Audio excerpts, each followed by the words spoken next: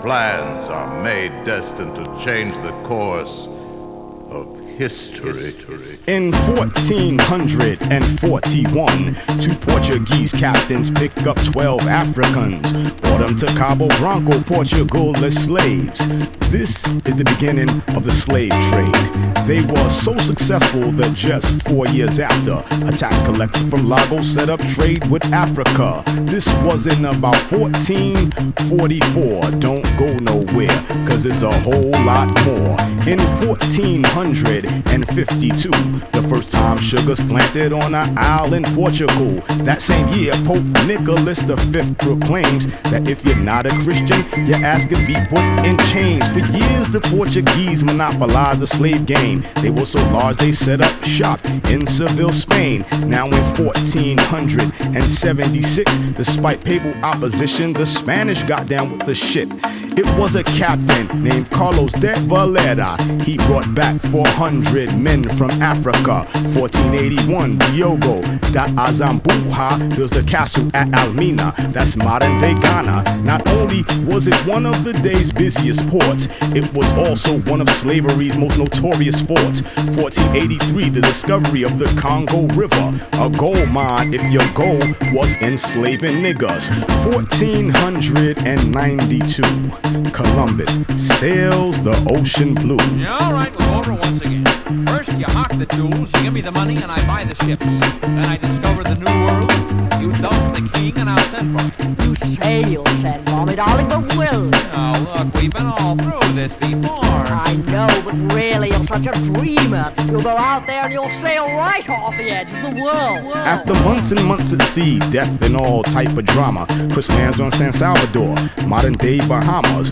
1493, on Columbus' second voyage, he starts the transatlantic trade, enslaving a Taino village. He brought it from Hispaniola, that's the DR, to Spain. It gets even more insane. 1499, Vespucci and Hojeda take natives from South America this time. When Columbus did it, there were legal issues in the past. This time they had no problem selling a native ass. 1500, it starts to get real ill. Pedro Cabral sets foot on Brazil. 1502, a guy named Juan Cordoba is the first merchant on record to send Africans over. He was only allowed one by Spanish authorities, but other dirty merchants sent 2 or 3.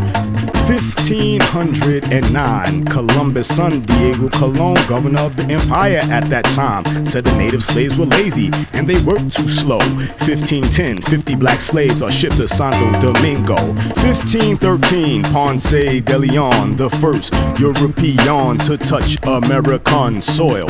He landed on the coast, modern day Florida, as is known to most. 1516, on a ship, a huge native slave rebellion. They killed the crew and sailed back home. 1519, here comes Magellan.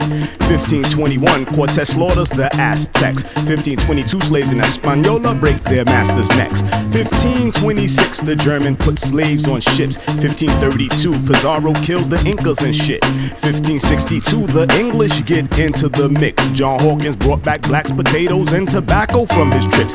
1579, the United Provinces is formed, and the trading machine of the Dutch is born. Now I could go on and on and on and on, but for practical reasons it'll take too long. To all my brothers claiming that they Hispanic and Latino, you are African, Aztec, Incan, and Taino. Now that I showed you how these nations gained their wealth, I hope I piqued your interest, so check it out for yourself.